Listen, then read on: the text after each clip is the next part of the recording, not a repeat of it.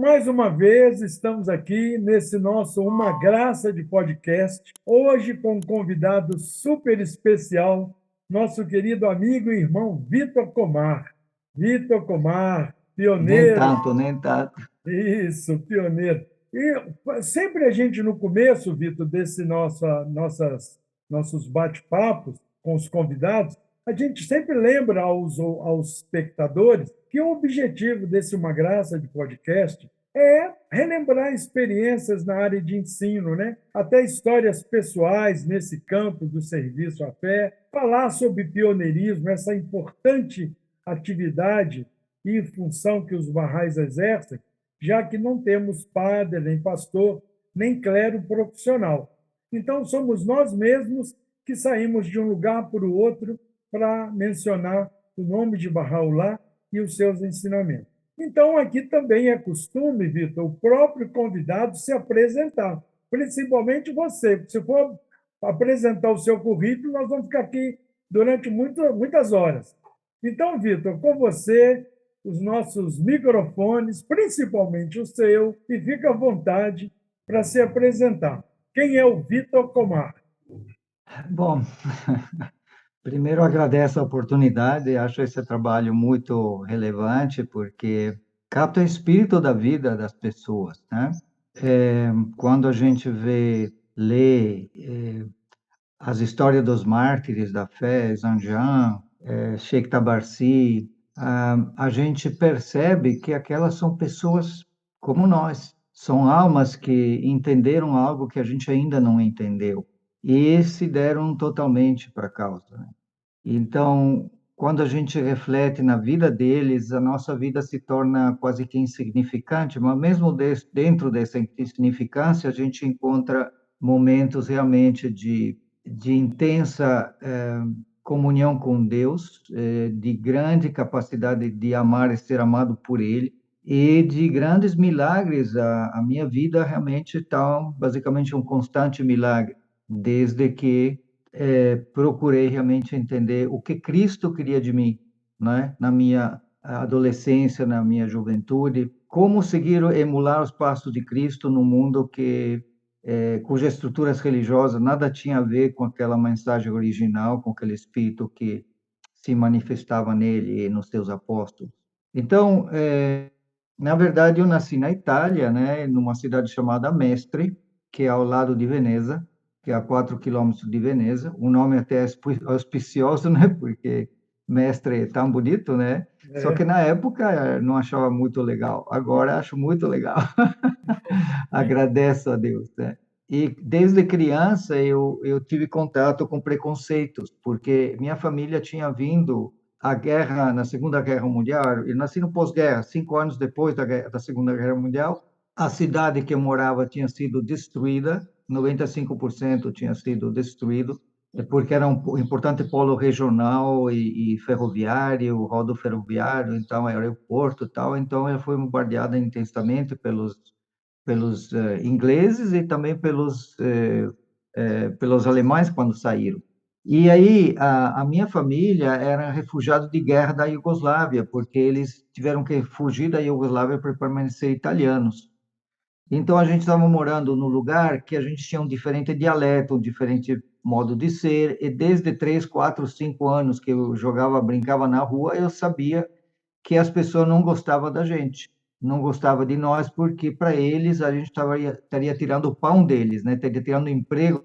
Então, desde pequeno, estava acostumado a bullying, a várias coisas assim, na rua mesmo, em função dessa condição de, basicamente, refugiado de guerra, né?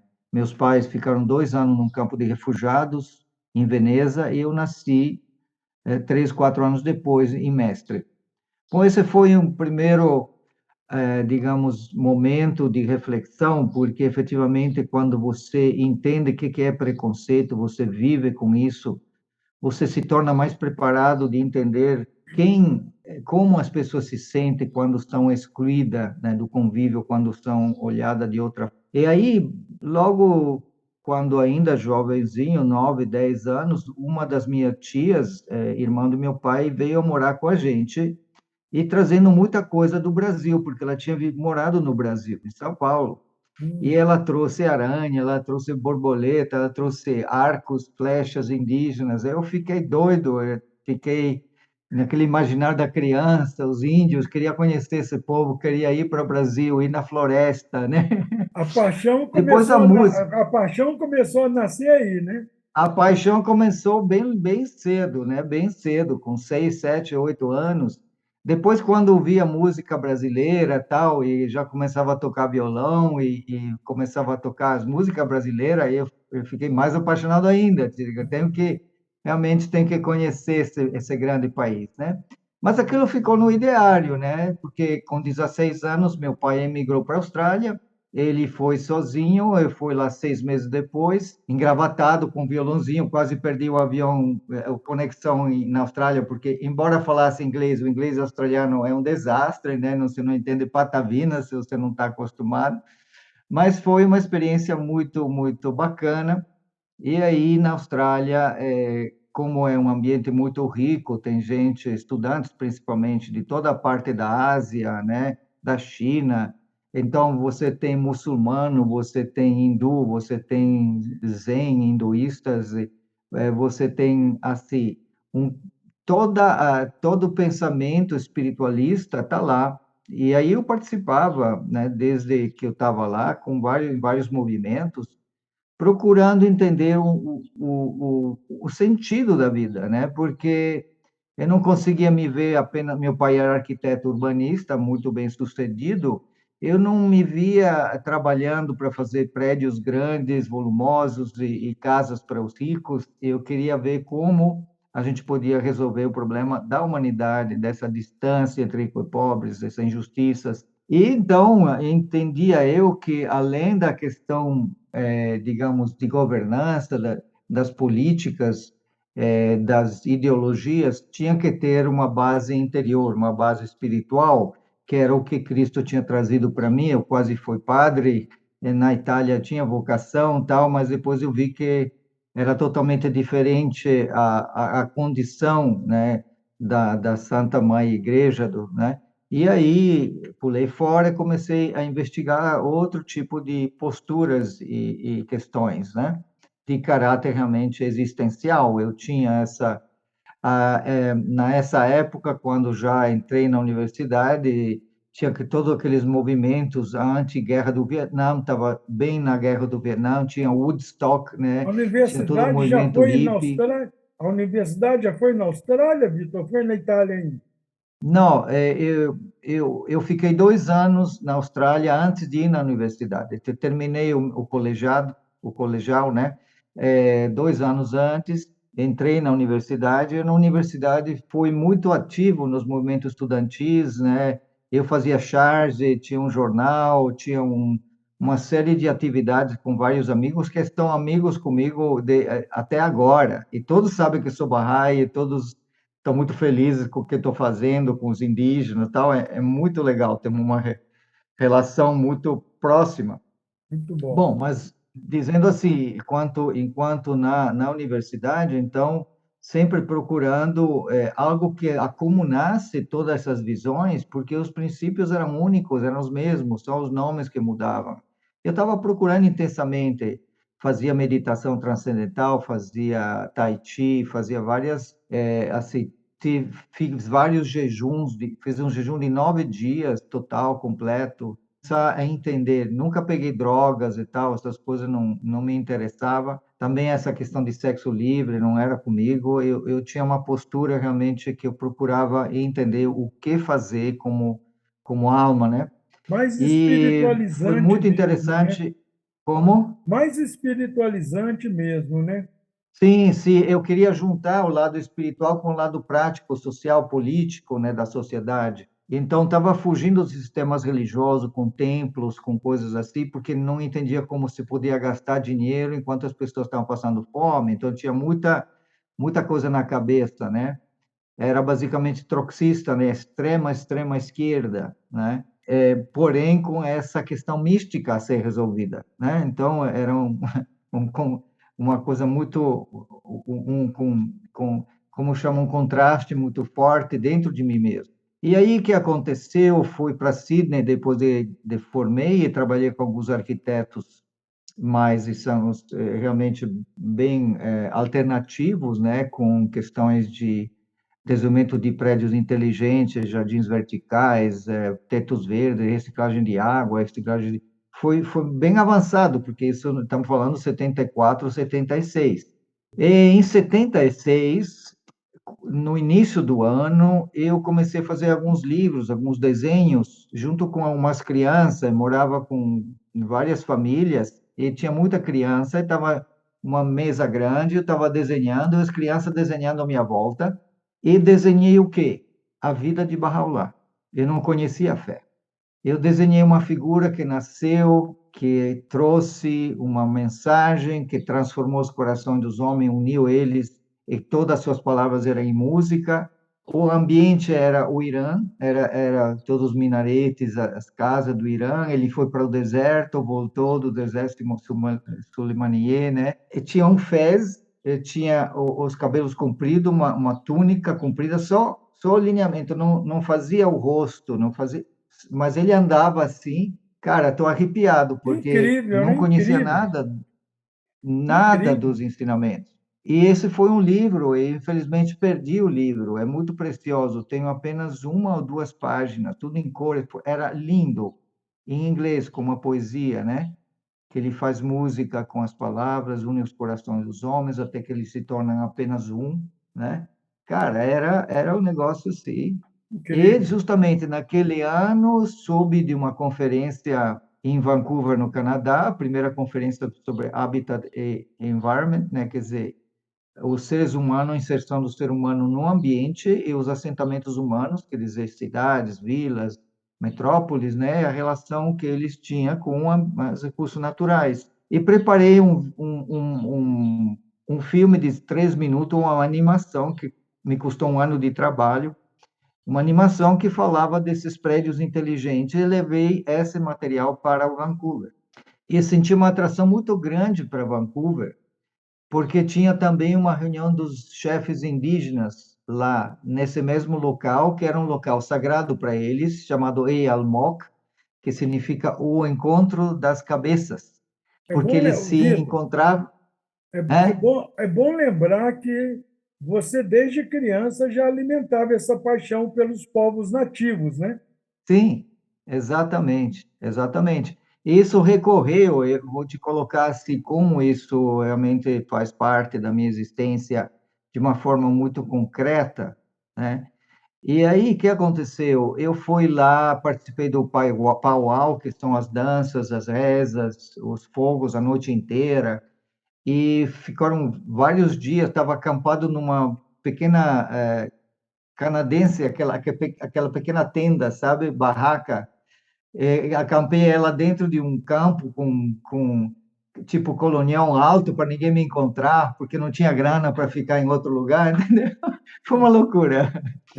Mas no último dia, eu estava sentado num tronco com umas 6, 7 pessoas. Eu estava no meio, as pessoas no lado. Eu estava olhando para o chão e tinha um monte de pó de serra, né? Para essa reunião era uma reunião como que chama, uma antiga base militar de aviões, né? Um aeroporto militar que tinha sido desativado e todos os hangares tinha virado coisas culturais com totens, com coisa, era magnífico. Então tinha um monte de pó de serra por causa dessas serrações e tudo. Eu falei para o pessoal que estava ao meu lado, falei, olha, eu acredito que aqui vou encontrar o que eu procuro. No chão, com os dedos, desenhei 2 círculos assim, né, no chão com meu dedo. E quando cheguei na união, né, falei, então, porque acredito que aqui vou encontrar a união do mundo espiritual e do mundo social, material. E quando fiquei com o dedo aqui, tinha uma coisa embaixo. Eu levantei, era um bottom, com o sol, símbolo do sol. Todo mundo olhou, todo mundo ficou admirado, eu também. Tá vendo? Vou encontrar. Aquela noite encontrei os barrais. Que coisa. Porque eles também estavam Aquela noite participando da encontrei os barrais conferência. na conferência, a última noite. E aí decidi ir para Chicago para conhecer o Templo Bahá'í, conhecer a comunidade. Foi o Fireside, primeiro Fireside na casa do mão da casa Zirkullah Kadem. Foi extraordinário, tinha umas 20, 25 pessoas. Eu estava de jaqueta de couro, barba, cabelo comprido, né? E aí me aceitaram de uma forma assim maravilhosa. Eu Você pensei, estava mas esses caras não é uma religião. vestido com as vestes dos anos 70. Sim, totalmente. Aí esses aí eu pensei comigo mesmo. Depois tinha chicano, tinha porto-riquenhos, tinha negros, tinha indígena. A humanidade estava lá dentro. E pela Ciganos, roupa né, você senhor? via que tinha gente rica, pobre, né? Quer dizer, muita gente sem, inclusive eu, né? Sem papéis certos, tal. Eu estava lá como se Turista. chama visitante, né? Não estava lá não tinha o visto, visto de visitante, de turista. E aí depois da reunião eu pensei, mas como que esse povo quer crescer, essa religião quer crescer se eles não me pediram de voltar, não falaram ter que ler esse livro, não me sacudiram nas bases, né? Não questionaram a minha forma de ser. Me senti totalmente à vontade, mas senti um amor muito grande. Tinha uma família negra que as meninas cantavam, era absolutamente incrível. Eu não podia ficar longe desse povo. Uma coisa, Onde tinha Vitor, uma...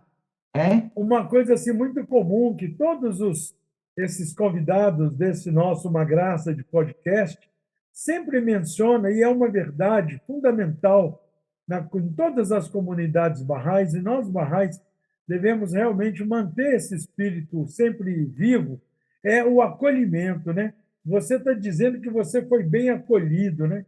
Todos, todos Foi nós fomos extraordinário. bem Eu nunca acolhidos. encontrei um grupo extraordinário que depois teve um padrinhos, uma família, né, que infelizmente ele faleceu depois, mas ele também estava muito envolvido em ensinar os índios, né, e aí depois de algum tempo eu fui no Templo Bahá'í e dentro do Templo Bahá'í, aí eu comecei a ensinar, comecei a falar para as pessoas na rua, no ônibus, no trem. Vocês já ouviram falar de Bahá'u'lláh? É coisa extraordinária, é uma coisa realmente eu não conhecia, mas olha, está acontecendo isso, isso, isso, isso. Quer dizer, eu não sabia de nada, eu já estava falando para as pessoas, né? Uma loucura, né? Quer dizer, eu olhava para mim e dizia, mas como você está falando uma coisa que você nem conhece? Você nem está declarado, né? Que sabia que tinha que declarar, né? Aquela coisa toda. Aí me levaram na sala que ele chama de Cornerstone Room, né? A sala onde Abdu'l-Bahá colocou a pedra fundamental, na sala da pedra fundamental. E fiquei lá sozinho. Entrei numa meditação muito profunda e apareceu na minha mente um mar de pedra. E alguém estava esculpindo nessa pedra, dizendo assim: siga teu coração, a tua mente sempre terá mais perguntas. Siga teu coração. Eu comecei a tremer, cara. Fui correr, procurar um cartão de declaração, perder um cartão e depois, né, de novo, uns 6 meses depois, na festa de perfeição, né? Lembrando, É, Vitor, lembrando que nesse hum, período, profissionalmente, você já era arquiteto, né? sim, era arquiteto. Mas justamente, como eu não conseguia trabalho, eu cheguei a trabalhar no Centro Nacional Bahá'í como jardineiro. Eu comecei a fazer esse trabalho, depois fiz trabalho de arquitetura externa, né? De como que chama, paisagismo e arquitetura externa. Fiz até uns maquetes, cortei um dedo, tal. Foi muito especial Derramou uma gota de sangue no caminho de Deus. e foi extraordinário, porque toda quarta-feira à tarde, todo o Centro Nacional tinha uma reunião de 2, 3 horas de aprofundamento, de montagem de equipe de ensino. O membro da Assembleia Nacional, Glenn Mitchell, aquele senhor negro, né, jornalista, que depois foi membro da Casa Universal da Justiça, estava captando e a gente era muito amigo ali. A gente se... Nossa, foi uma experiência extraordinária, extraordinária. Um ano e meio nos... Ele foi também secretário É? da Assembleia Nacional dos Estados Unidos. O senhor deu Sim, pois é, ele importância. era o secretário nacional nesse período mesmo, Ah, né? tá. Eu estava indo no jardim da Haziratukus, que estava ao lado onde estava limpando, montando flores e tal, né? Então a gente se falava, tal, além das atividades de ensino, né? As atividades sociais e tal. E aí Mas você foi ficou, um período extraordinário. e aí você ficou quanto tempo nos Estados Unidos? Quase 3 anos, 2 anos e pouco, e depois como eu podia voltar para a Itália ou podia voltar para a Austrália, mas nenhum desses países tinha necessidade de barrais pioneiros. Então eu optei para a África, optei para ir para Botsuana, na África. Só que ia demorar muito para os papéis e o visto sair, e eu tinha um tempo muito pequeno, então eu consultei com o Comitê Internacional de Pioneiros, né? E eles falaram, olha, tem 2 países na América do Sul. Eu lembrei então daquela coisa do Brasil, tal, né? Dos A sua índios, da tia. coisa. E aí eles falaram, tem 2 países. Os países que você consegue o visto, mas não consegue trabalho. Países onde você consegue trabalho, mas muito difícil conseguir o visto, que era o caso do Brasil. Aí eu escolhi o Brasil. E eu vim para o Brasil. Oficialmente, esse cara aqui, o Vitor, ele é um Bahá'í americano pioneiro no Brasil. Esse é o meu status. O que É, significa que os Bahá'ís americanos pioneiros são considerados por Shoghi Effendi os, os herdeiros espirituais dos rompedores da alvorada. É assim, é uma coisa exatamente. muito pesada e maravilhosa ao mesmo tempo, né? Uma É. responsabilidade. Mas aí Isso, tudo isso bem, foi aí eu que ano, levei Vitor? 2 anos, né? Isso foi Isso em que foi ano? em 76 que Barral me aceitou como, né? Aceitou minha declaração, né? Pelo menos a segunda, né? Porque a primeira foi perdida. Mas eu vim no Brasil em 78. Cheguei a consultar com Osmar Mendes, dormi lá uma semana na casa, na sede Bahá'í Nacional, que era lá em, nem lembro o nome mais, Vila Isabel. Vila Isabel, exatamente. Agora, Eu Vitor, virei muito amigo. na medida que você vai contando a sua história, passando por todas essas experiências maravilhosas, é sempre bom você ir contextualizando qual era o do ano, qual foi a cidade, qual foi o período, para que o Sim, sim. pessoal vai acompanhando. Para aqueles que não te conhecem, então já estão maravilhados com a sua história, vai acompanhando data, entendeu? Uhum. E aí como escolhi o Brasil e estava lá, eu consultei com o Comitê Nacional de Pioneirismo, né? E eles sugeriram. Aliás, a minha meta de pioneirismo do Comitê Internacional dos Estados Unidos era Campo Grande. A minha meta de pioneirismo era Campo Grande. Então, logo depois que eu consultei alguns membros da Assembleia Nacional e o Comitê Nacional de Pioneirismo, eu fui para Campo Grande. E nessa época que conheci pessoal como o Luiz Henrique, como a Chide, a Fariba, o Fuad, e junto em alguns momentos nos fomos ensinar no Pantanal, fomos ensinar em Aquidauana. Eu ajudei a formar a primeira Assembleia Espiritual local de Aquidauana, fui no cartório para registrar a Assembleia. Era interessante que eu estava indo nas ruas a pé, né? Quente que só, que Aquidauana é bem quente, né? Para pegar assinatura e tudo mais. E estava vindo, ao contrário de mim, um antigo Bahá'í que era vereador e que estava no carro com som e tudo para se projetar como vereador. Ele me olhava assim, olhava para ele. Quem era o Pedro? Foi assim, foi um momento assim bem diferente, né? Era Quer o dizer, ele tinha Pedro, feito a né? opção para a política e eu tinha feito a opção para a Ordem Mundial de Bahá'u'lláh, né? Para a Assembleia Espiritual Local. Mas é Era o isso. Pedro, né, Vitor? Era o Pedro, era. E essa E Aquidauana aí, também é bom cara, lembrar que a Aquidauana é o portal do Pantanal, né? A porta de sim, aí entrada do Pantanal. a história do esposo da Miriam Missler, né, o Edmund Missler, que teve lá, e na época não conhecia o pessoal, não conhecia também a Sônia, né, que conheci depois, mas naquela época, estamos falando de 78, né, eu fui lá para ver trabalho e tal, e não consegui nada. Aí voltei para São Paulo, muito desapontado, muito triste e tal, que não consegui, né, me colocar como pioneiro lá, porque não tinha condições.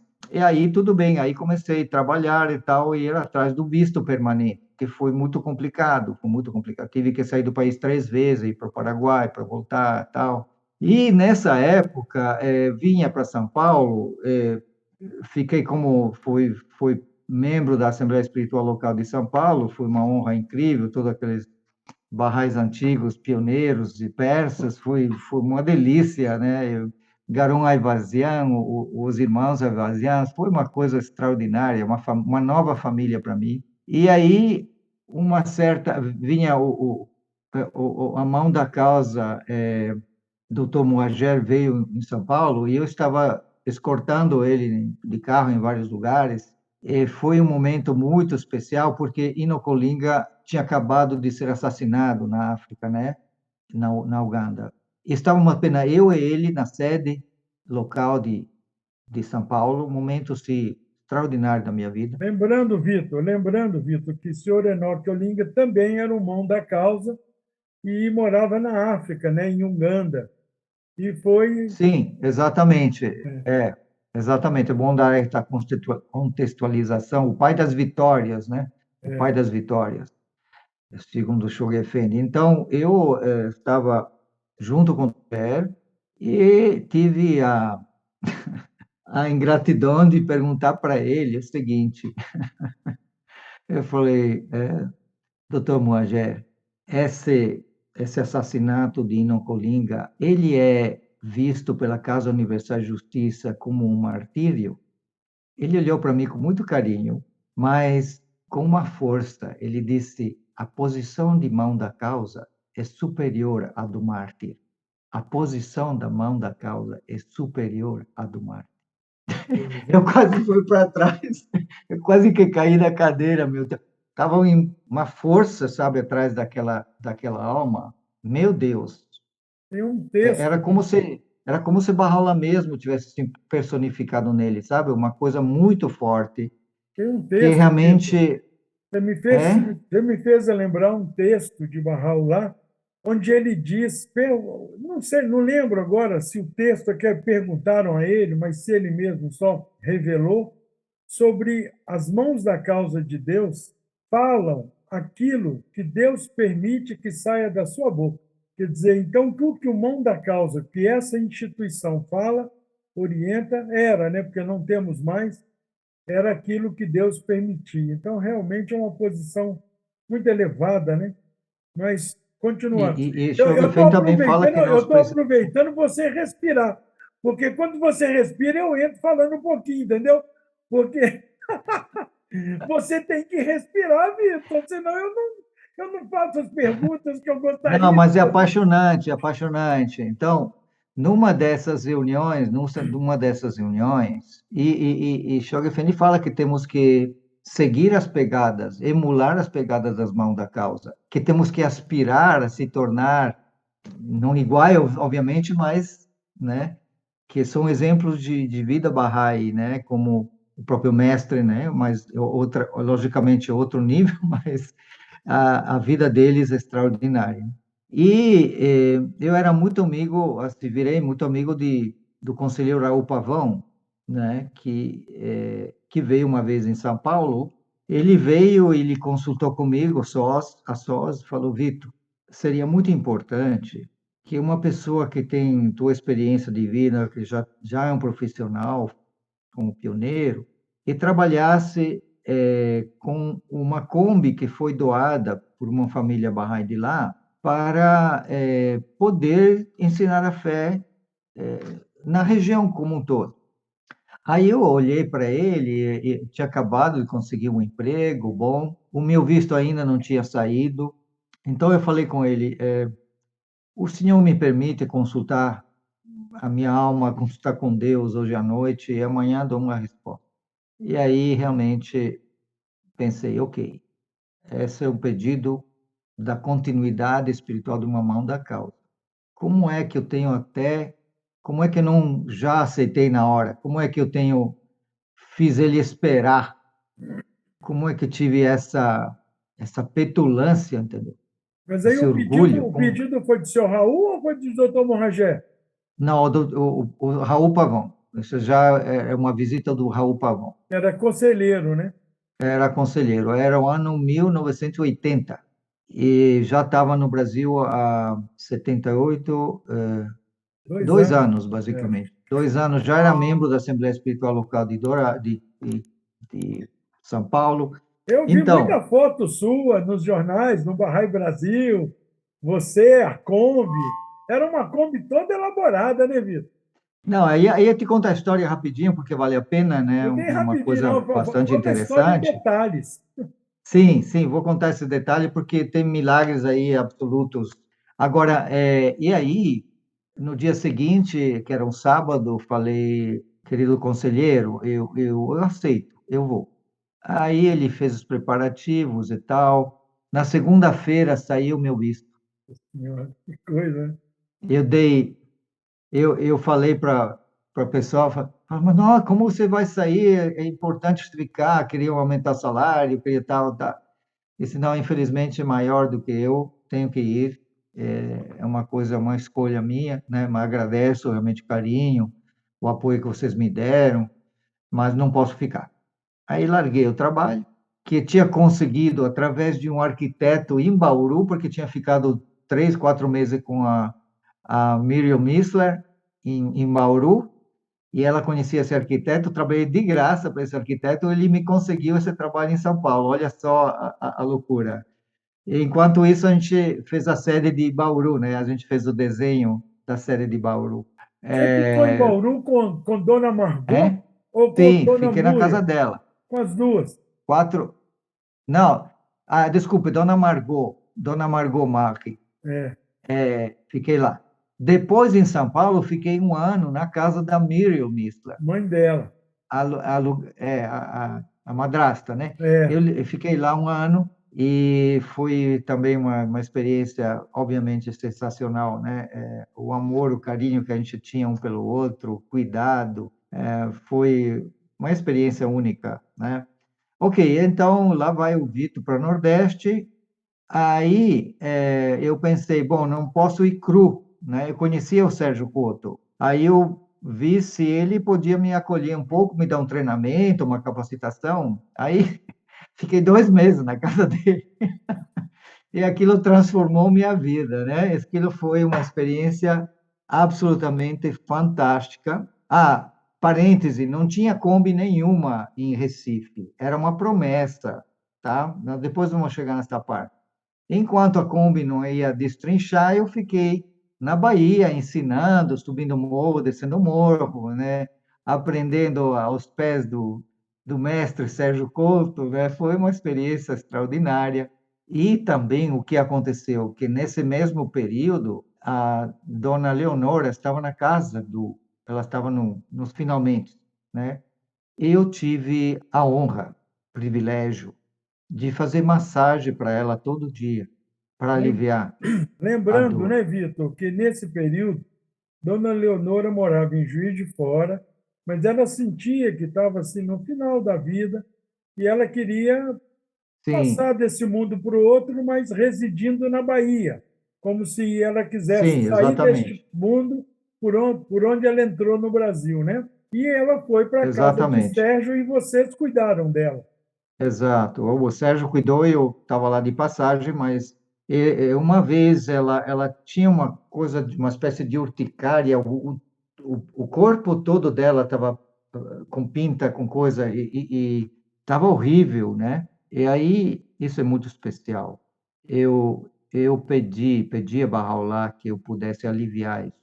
E eu fiz massagem assim.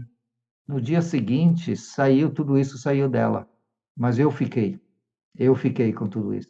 Passou Aí dela o para Sérgio você. passou para mim. Eu agradeci a Bahá'u'lláh, era terrível, era terrível. Mas aí o Sérgio falou, Vitor, você tem que aprender a lidar com essas energias.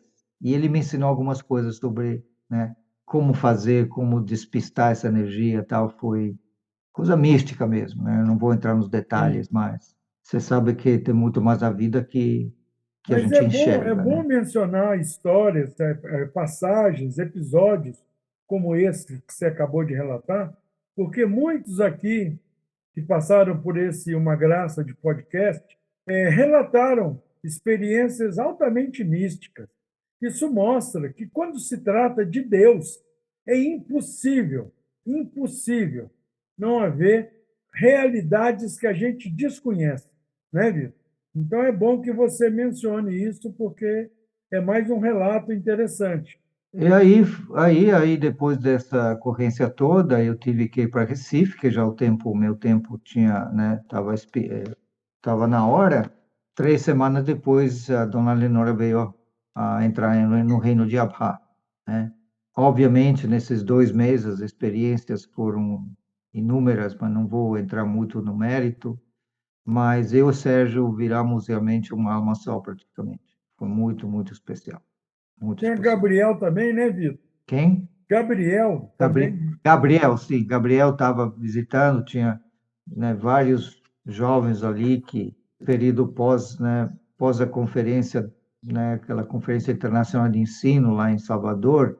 Eu cheguei basicamente 1 ano e meio depois disso, né? Não participei dela, estava mais No caso de em. Gabriel, Gabriel foi da Bahia depois da conferência para Recife, depois foi para o Amazonas e depois retornou. Nessa época do falecimento de Dona Leonora, em 1980, ele estava de volta de Manaus para Salvador.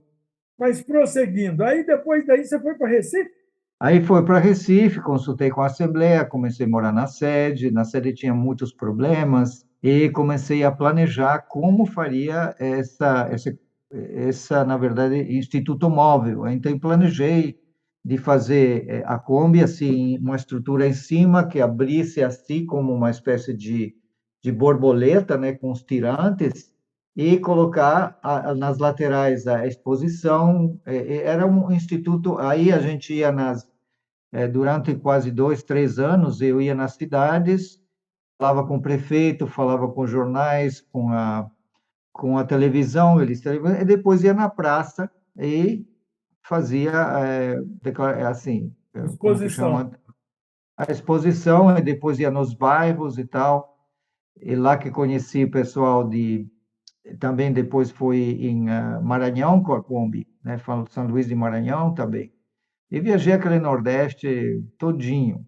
E aí começaram, conheci o Coriolano Correia, né? Com ele, junto com ele, foi para aqui para Águas Belas, né? Dessa comunidade indígena, o único grupo indígena que ainda mantém suas tradições, né? Com muita força, né? E a sua próprio idioma, que é os Funiôs, tanto que o nome da minha filha É é uma pena que eu não como? lembrei dessa sua passagem por Águas Belas, porque eu tenho um desenho seu à mão com grafite de Águas Belas, que você me presenteou, eu tenho até hoje, na parede aqui da minha Ah, casa. manda uma foto, manda uma foto. Vou Mas mandar. então, mas veja que coisa. Então, eu estou em Recife, estamos montando a questão da Kombi, a Kombi ainda não existe, estou fazendo o planejamento, tem uma goteira na sede. Quando você falou que a sede tinha muitos problemas, não são problemas físicos, né? Estruturais, né? Sim, sim. Então, aí eu fui ver, o verão quente, fui lá abri o sótão, entrei, cheio de teia de aranha, ratos, essas coisas todas. Eu cheguei num lugar onde estava gotejando, eu vi qual era o problema. E aí era um cano que estava quebrado, mas não dava para trocar tudo, porque senão ia ser muito caro, não tinha dinheiro, tal. Então foi inventar de conseguir um cano que tivesse um negócio assim, que recebesse essa água. Você está comigo? Estou escrevendo aqui um lembrete para não esquecer de te perguntar. Aí esse é um detalhe interessante. Eu consegui colocar um cotovelo para cima para receber essa água que estava caindo e levar esse tubo para fora no beiral. Só que quando chego no beiral, o beiral é de concreto. Como que eu faço? Eu estava todo empoeirado, calor, tal. Como que eu faço para furar esse esquema, né? E conseguir colocar esse cano para fora? Eu penso, Deus, me ajude aqui, né? Porque não tinha ninguém, estava sozinho. Sabe o que que eu encontrei? Na minha frente, um ponteiro de aço. Já tinha o martelo, aí com o ponteiro de aço abri um buraco, coloquei o cano e pronto. Quer dizer, de onde que vinha aquele ponteiro de aço? Do Como que céu. ele estava lá naquele local, Padinho? São coisas Né? incríveis, né? Inexplicável, né? Inexplicável, mas tudo bem.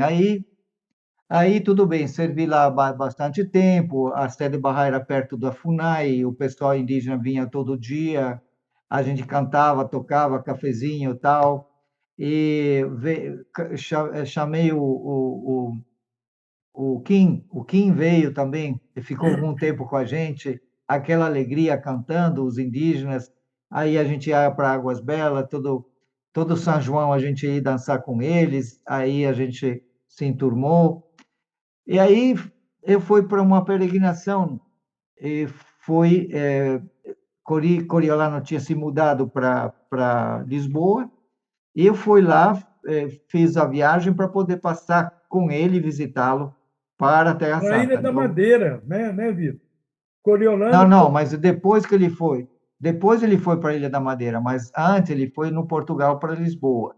E eu É. fui nesse período. E quando voltei e qual que era a minha? Era como eu já estava servindo a tempo integral, eu queria ter uma profissão, encontrar um trabalho, casar, até a vida normal, né? Sim. Que até então E não aí era fiz esse normal, né? planejamento. Até então era uma Aí vida bem fiz essa, anormal, né? eu fiz essa reflexão com o Barral lá, tal, e fui para a Terra Santa para encontrar meu caminho, né? Minha vida, né? Fazer minha vida. Ah, olha só como que é a coisa. Aí eu volto da Terra Santa, todo feliz que eu coloquei tudo que eu tinha que colocar no meu coração para Barral lá, fui agraciado com aquela experiência extraordinária, né? O Vitor é mudado, é outra cara, é outra pessoa, e agora vai fazer o que realmente Deus quer, tal, e vai mudar de vida, vai casar, vai ter filho, vai ter uma vida normal, né? Tudo bem. Aí eu chego lá na casa do Cori, era o último dia para sair e voltar para o Brasil. Olha só, detalhes que são interessantes. Aí eu soube que mais de 30 famílias de pioneiros persas saíram do Portugal, deixaram todas as cidades e os seus locais, suas assembleias vazias. Tinha um vazio, porque não tinha mais condições econômicas de ficar lá. Aí eu estava num dilema, nem falei com o Coriolano, eu pensei em mim mesmo. Ele foi dormir, eu fui lá na sala, tinha uma biblioteca, ele foi orar. Barrão lá, o que você quer? Será que esse é um sinal que eu tenho que ficar aqui e dar uma ajuda aqui, o pessoal? Né? Como pioneiro aqui. Eu orei muito. Eu peguei um livro, As Epístolas do Plano Divino, abri. Entre as coisas mais importantes, eu ensino aos habitantes aborígenes das Américas. Fechei o livro. Obrigado, Barral lá. Foi Deixa eu dormir, peguei o voltar. avião, voltei. Eu voltei. Então, Olha aqui, obrigado, volto Barraulá, deixa eu voltar. Você me deu a resposta, né? Agora eu vou voltar. Aí voltei, né? Cheguei, olha só, cheguei em Congonhas, estou levando o meu carrinho sem rumo, né? Não sabia o que fazer, né? Para onde ir. Uma mão me fala assim, era o Midafnan, o Midafnan. Ô, Vitor, você aqui que você está fazendo, tal, quer ajuda, tal? Eu disse, não, tudo bem, tranquilo. Eu disse, eu estou levando a mão da casa Colin Featherstone, a esposa dele, para como é que chama? Convenção Nacional em Mujimirim. Você quer uma carona? Aí foi escoltado com 2 horas de papo fantástico com a mãe da casa, a esposa dele. Chego lá, né? Naquela pracinha entre o auditório e o refeitório lá, e estou andando, outra pessoa, assim, quem é? É Osmar Mendes. Ô, querido Vitor, a Assembleia Nacional estava pensando se você não pudesse ajudar a estruturar uma conferência indígena Bahá'í no Nordeste. Cara, eu olhei para ele e disse: quem sou eu? Eu sou soldado de vocês. Vocês me mandam para onde vocês vão ao inferno, você pode me mandar para onde você quiser, que eu obedeço. Use e Pronto, lá foi abuse. todos os meus planos. Lá foram todos os meus planos, entendeu? Aí foi uma conferência indígena, que foi no período que a Matubarra passou em Manaus, onde casou o Carlos, né? O pessoal lá se casou. Ela veio para a conferência todos os membros da Assembleia Nacionais, o conselheiro Ramsey, vários conselheiros vieram para essa Onde, conferência, aqui, tinha mais de... ó, só um detalhe, onde Carlos casou com Fariba, Paulo casou com Susan, e o amigo aqui que vos fala celebrou o casamento. O que você acha? Ai, não sabia, cara! Pois é, pois é. E de lá, Ruri Hanum foi para o Nordeste, e esse quadro que eu tenho, que você me presenteou, é de lá. Sim, é aí que Assim, aconteceu. Assim, durante quase um ano, eu fui andando nas 18 diferentes grupos étnicos para costurar essa conferência. Construímos uma palhoça de 19 metros de diâmetro. E aí que aconteceu? Eu estava sozinho, a gente montou uma sede lá, mas de vez em quando vinha alguém. Eu estava com a Kombi levando materiais para construção e tal. E eu estava, me lembro, esse momento foi um dos momentos mais marcantes da minha vida, quando estava na rodoviária de Águas Belas, assim, um posto, né? Não era rodoviária, e estava com a Kombi, estava esperando alguém vir aí, né? Para levar para a sede, para ficar ajudando no serviço.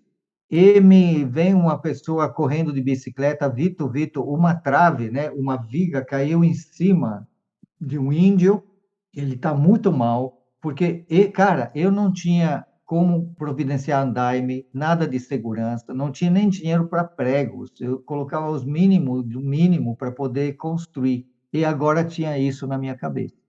Então eu pensei, eu sou responsável, inclusive legalmente, por isso. Eu pedi naquele momento a Bahá'u'lláh, pelo amor de Deus, deixa esse homem viver e não que não tenha sequela, te peço. Chorei, estava sozinho. Aí foi lá correndo, dirigindo, eu cheguei lá, cara, o cara estava bem, mas só que a perna dele não quebrou, mas porque ele caiu de uma altura e caiu essa viga em cima dele. Então, durante 6 meses, eu paguei o que ele trabalharia e todo dia ia ver como ele estava, comprei remédios, essas coisas. Mas aquele meu pedido foi ouvido por Bahá'u'lláh. Foi um momento muito marcante. E aí foi construído, né, o local, tal, teve a conferência, veio, foi maravilhoso, foi um dos momentos mais marcantes. A Matubarra foi lá, o membro conselheiro, a Aurora, né, Solange. Solange Aurora estava comigo, né, nos últimos meses, ela veio dar uma força, e a Matubarra quis complementar os dois, foi um momento muito Obrigado. especial, né, onde ela realmente disse, vocês tiveram a honra de servir esse povo maravilhoso, ela ficou lá, ela ficou na casa de algumas famílias lá, levou o papagaio delas, foi incrível, foi extraordinário. E um monte de gente veio para ajudar com a parte logística, né? Porque de repente tinha 3.000 indígenas, quase 2.000 era de fora da aldeia, né? Logo em seguida, o que aconteceu? 2 padres italianos Seus foram encontrados e conterrâneos, presos, naquelas regiões, levando armas para os índios se revoltar. Tinha foi, terminado, assim, essa conferência indígena, eu tinha pego um salva-conduto da FUNAI para poder visitar essas áreas indígenas, porque era uma conferência para o desenvolvimento dessas populações, não apenas desenvolvimento espiritual, nem uma indoutrinação, mas efetivamente para que eles pudessem encontrar caminhos, né, de costurar suas comunidades. Era essa visão inicial, né, que a gente tinha de comunidades vibrantes mesmo daquele jeito, porque a base era a espiritualidade, era o encontro à espiritualidade. E aqui, uma das coisas que me ajudou mais foi aquela visão de Abdu'l-Bahá, que é extraordinária, que tem 2 povos do mundo, é isso que eu falava para os indígenas. O povo do livro, que são aqueles que receberam um profeta e foi codificado num livro, né, o Zendavesta, o Pentateuco, as Bíblias, o Corão da vida, os próprios Bahais, e os povos cujo livro é a mãe natureza, porque a natureza é um espelho da realidade espiritual. No frigir dos ovos é uma coisa única. E aí eu estava falando que agora estava na hora desses 2 povos se juntar, e todo mundo, então, se sentia que eles estavam recebendo uma mensagem realmente divina, porque não era oposta para exatamente o que eles achavam, né? Essa foi a chave, né, que a gente encontrou para o coração desse pessoal.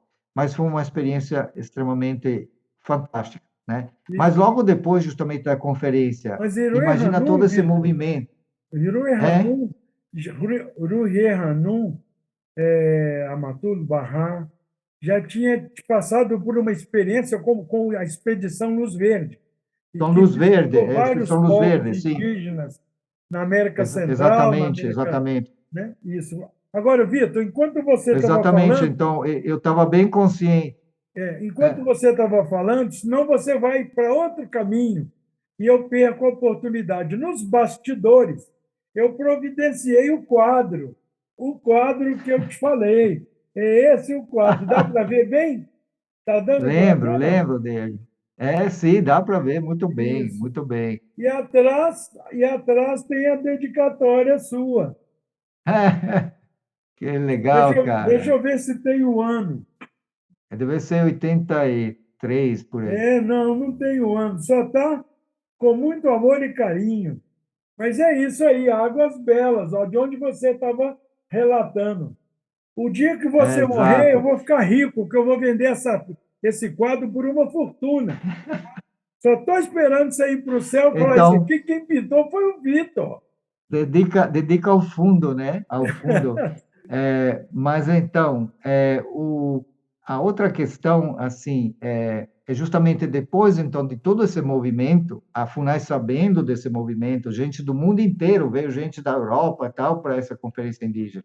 Tinha essa questão desses dois italianos fazendo isso. Então, eu consultei com a Assembleia Nacional e a Assembleia Nacional achou melhor eu sair do Nordeste, porque era uma situação muito complexa, um risco muito alto Para de não ter. haver confusão, né, Vitor? Não haver confundir uma coisa Exato, com a outra. exato. E aí que foi convocado realmente para a Assembleia Nacional a me mudar para Manaus para ajudar o desenvolvimento das atividades, e principalmente do ensino e também, obviamente, dos projetos socioambientais, né, da ADCAM. Tinha o casal Adicam, que significa ADCAM, Associação de Desenvolvimento Coesivo da Amazônia, né, que isso. foi quem originou aquele projeto de Iranduba, que é o SAT, o Sistema de Aprendizagem por Tutores, que nós instalamos lá a partir de um treinamento e capacitação na Colômbia, né, nós fomos lá, e foi o primeiro, a Amazônia foi o primeiro conselho regional que foi estabelecido no Brasil. Eu tive a honra de participar junto com o Carlos, né, junto com E o você casal Monagem, a Catarina Monagem. E você foi o arquiteto responsável pela construção da escola, que você vai mencionar Não, naturalmente. aquela construção foi o próprio Farhan que fez. Eu fiz outra construção lá de um casal americano, que é a Ah, Casa casa. Marta Ruth. Isso. Mas, assim, um tempo maravilhoso que eu passei no Salvador, durante um ano, fiquei um ano no Salvador, a Assembleia Nacional pediu que fizesse a ampliação da sede regional de Salvador, né? Que o João pequeno, o João grandão, né? O João, pai do Tá bravo Flávio. comigo porque fiz a cama muito curta para ele, né? Mas eu fiz numa base da métrica nacional brasileira, né? Do Joãozinho. É. O Mas João que tudo você, o bem. João que você fala é o João, pai do Flávio, né? Que é hoje nosso membro da Assembleia Isso, o Nacional. nacional, exatamente. E eu e o João, nós andamos muitas áreas indígenas juntos, né? Inclusive, uma das lembranças mais maravilhosas era a gente ir na trilha do trem se segurando na mão para ir mais rápido, né? Ele num binário, eu no outro, né? E carregando ali. E a outra era que quando tinha uma poça de água, ele me pegava nas costas e me levava ali. Foi extraordinário, mas outra coisa extraordinária no Nordeste é que eu participei do Comitê Indígena de Bahá'í do Nordeste, junto com Fezi Milani e outras pessoas, e a gente viajava muito. Eu fiquei viajando muito com o saudoso Miguel Celestino, pai da Quitéria Celestino. E a gente andava a pé, andava de moto, de jegue, a gente foi na Paraíba, em cima, lá na Baía da Traição, que era a única comunidade indígena, os potiguaras, que ainda estavam perto do mar, porque todo o resto foi jogado para dentro. Os próprios Funiô foi jogado, né, centenas de quilômetros para dentro, se ampararam, fugindo do branco, mas os potiguaras ficaram lá. Então, é um povo muito orgulhoso.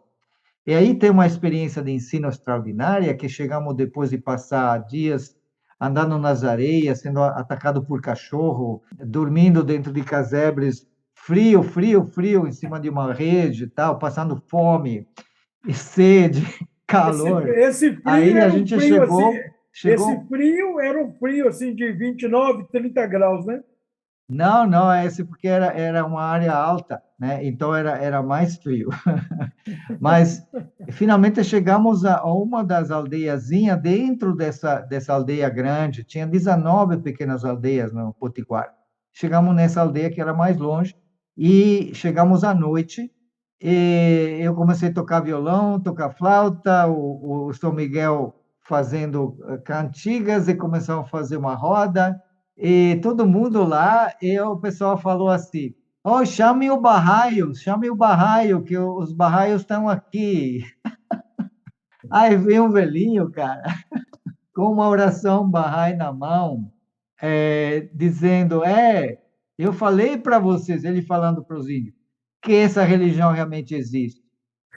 Era 19 anos que ninguém pintava lá. Quem Puxa, tinha ido lá era o Sérgio Couto e a Dona Tuba Mani. Há 19 anos antes, ele era ainda Bahá'í firme e estava dizendo para os outros: ó, tá vendo que existe? que E a gente coisa. teve uma noite incrível, né? Fosse uma experiência assim, extraordinária. Outra experiência rápida de ensino foi numa área que tinha dois caciques, um bom e um ruim. O bom era cacique Bahá'í. O ruim era um cacique que trabalhava despachava drogas, né? Era despachante de drogas. E aí, Traficante. traficante, exatamente, tá pior, né?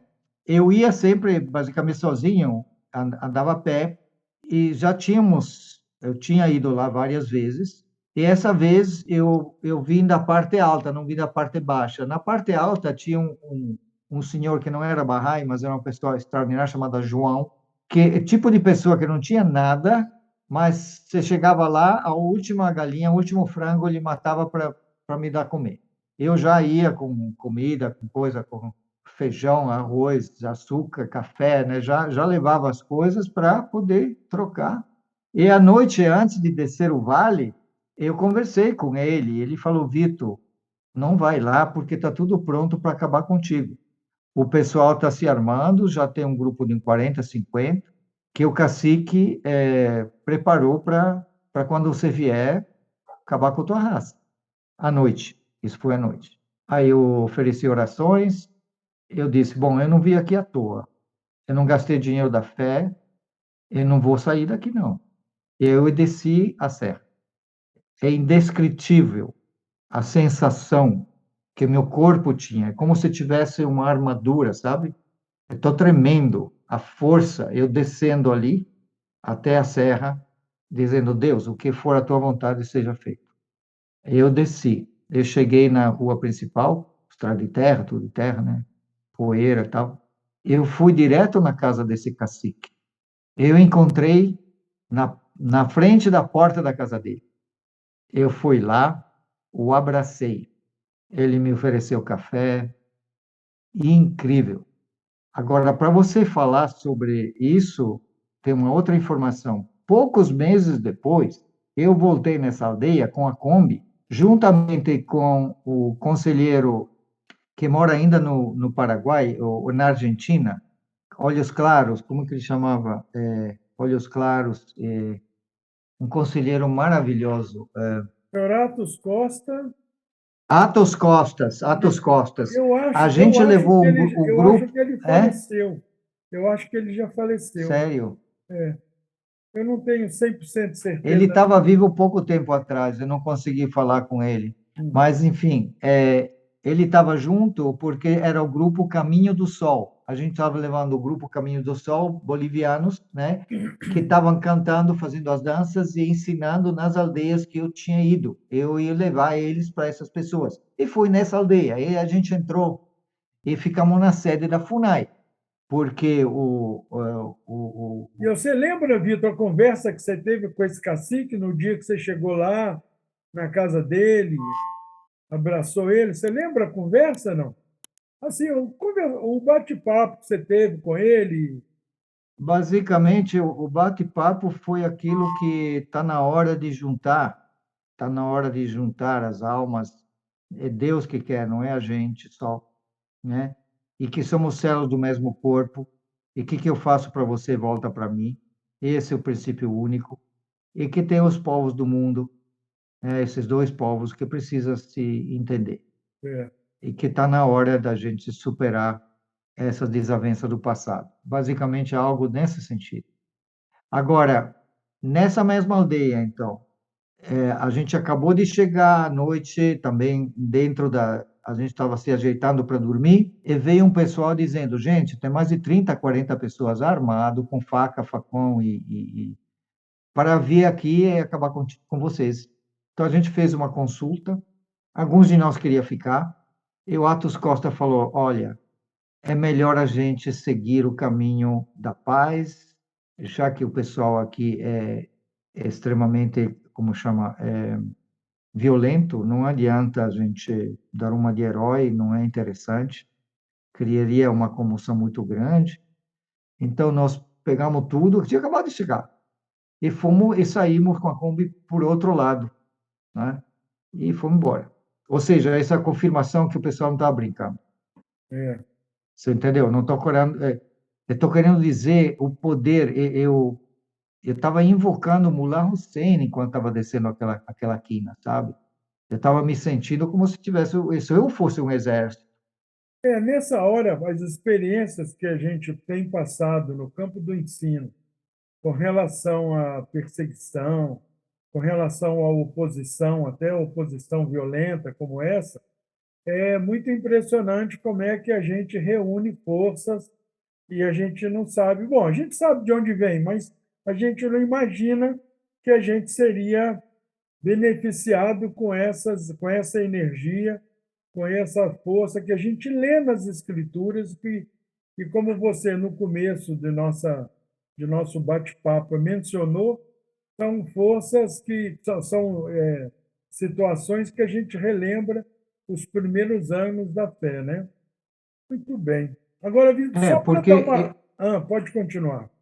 não, porque o que você chama, o que você traz aqui, na verdade, é que cada região tem suas etapas. Então, a etapa heróica, né, do Nordeste foi o desbravamento, né, dessas regiões por parte de instrutor viajante, pioneiros, todo o movimento da Bahia, né, com Sérgio Couto, com vocês, com, né, o ensino às massas. Aquilo foi a idade heróica nossa brasileira. Foi algo extraordinário. Eu tive a oportunidade de pegar a última partezinha dela, mas na minha solitariedade, sendo solitário, né, eu tive a minha experiência na área indígena, dentro do sertão brabo mesmo, né? É, E foi algo extraordinário, assim, andando debaixo das estrelas, me guiando para poder chegar onde tinha que chegar, andando horas e horas, sozinho, com medo de ser atacado por cachorros ou cobras e tal, mas ao mesmo tempo confiando totalmente numa providência superior. Se era para ser, era para ser. Para você ter uma ideia, eu cheguei num lugar tão distante de qualquer lugar, que era uma família que tinha 12 filhos. Era só redes na casa. A casa era cheia de redes. Tinha uma moça que era professora, era tipo branca, branca, não era albina, mas muito diferente assim. Ela tinha 18 anos. A mãe dela falou que ela não comia, ela só tomava leite da mãe. Ela mamava, ela tinha 18 anos. E eu não acreditei, disse: não, peraí. Não, mas era verdade. Ou seja, em lugares que você nem imagina que exista esse tipo de vivência, cara. Então, debaixo dessas estrelas tem muita história que ninguém acredita se presenciar, né? Recife, por exemplo, 70% eu sou arquiteto urbanista, trabalho com isso, né? Então a gente fica envolvido nessa questão de estatística e tal, mas 70 ou mais por cento de Recife é construção desumana. O pessoal mora no manguezal, mora a maré, quando ela Aterro, chega, né, Vitor? fica 2, 3 centímetros das tábuas, as tábuas no chão, que são uma desencontrada, porque eles não têm bastante. Então tem uma tábua aqui, tem um vazio aqui, tem uma outra tábua aqui, tal, tal. Esse médico amigo meu me contou essa história.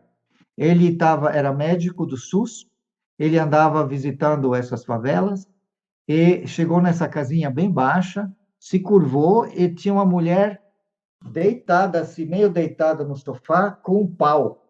Ele parou, porque ele se sentiu até ameaçado, né? Ele parou. Na hora que ele parou, uma ratazana enorme subiu das águas, veio naquela tábua que estava lá e foi direto para o lado da mulher. E ao lado da mulher tinha uma criança dentro de um negócio ali, um berço. O rato subiu e a mulher deu pau em cima do rato. E ela estava doente. Ou seja, aquela mulher, 24 horas, estava segurando um pau para impedir que o rato comesse seu filho. É inacreditável. Eu lembro que em São Recife, coisas que você vê que você não acredita. Eu agora aqui no sul do Brasil, aqui nos Guarani, tem 50 mil guaranis. Eu fui consultor da FUNAI durante 10 anos para reconhecimento de áreas que pudessem ser novas áreas indígenas, novas demarcações.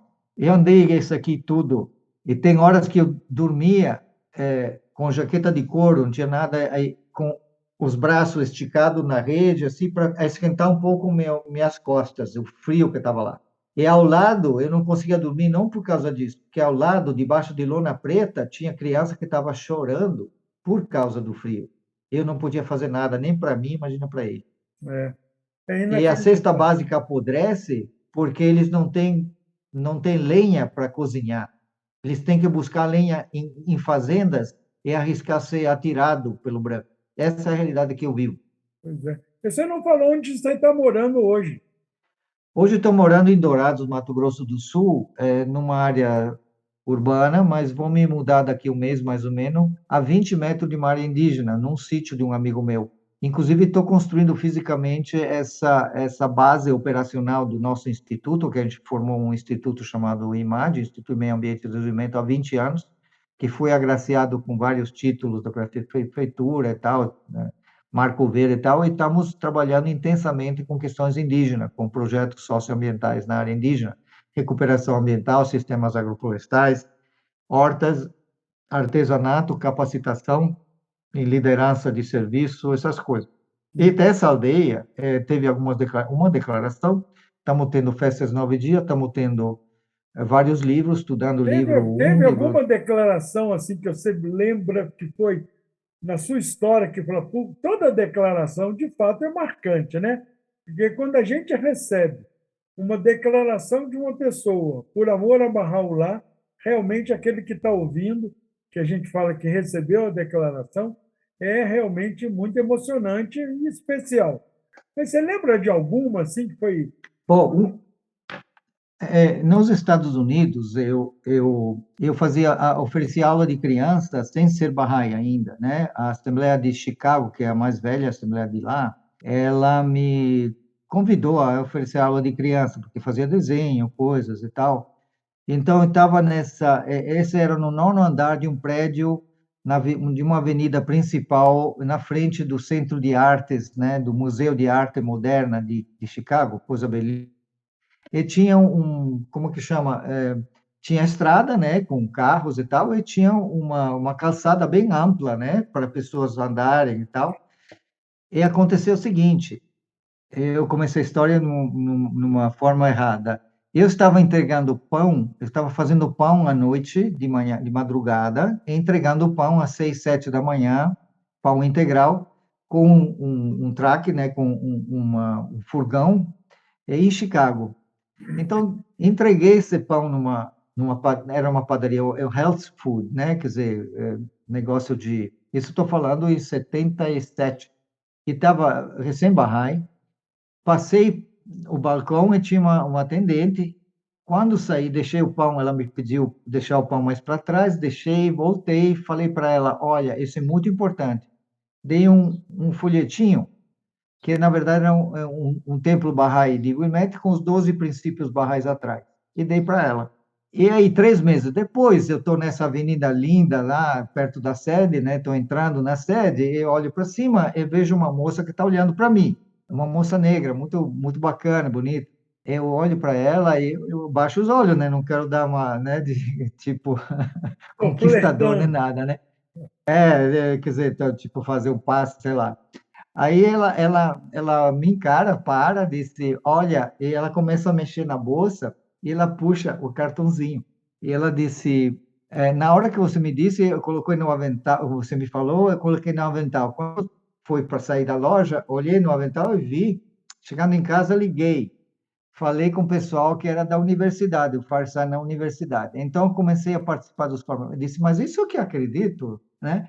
E aí, comecei a participar do Farside, e agora estou descendo da reunião da Assembleia Espiritual Local, que me aceitou como Bahá'í. Eu queria te falar Poxa, isso.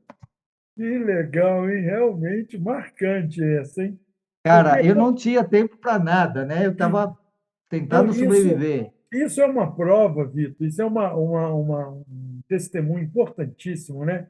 De que os amigos lembrem disso, porque às vezes a gente menospreza, às vezes, um contato que a gente teve com alguém no ônibus, está sentado do lado de uma pessoa no ônibus, no metrô, numa viagem, e fala de Bahá'u'lláh, fala dos ensinamentos, nunca mais vai ver aquela pessoa. Nós não temos ideia do que vai acontecer com aquele coração, com aquela alma que foi tocada, né, pelos Então, ensinamentos de exatamente Mohammed. isso, assim, você tem que ver na tua realidade de ser humano, no meio de todo esse povo, o que que você pode oferecer em cada momento. Quem é quem, né? No texto de hoje de manhã, né, no Pérola, tem justamente isso. Tem que dar aquilo de acordo, tem que ser um médico, né? Tem que avaliar e dar de acordo. É óbvio que quando você encontra uma pessoa pela primeira vez, sabe que é a última vez possivelmente você vê, porque é uma pessoa que está te servindo e tal. Eu sempre levo um cartãozinho com os 12 princípios, deixo lá meu telefone e tal.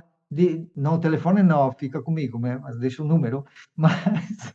Mas deixo para eles. E às vezes aconteceu que a pessoa liga, né?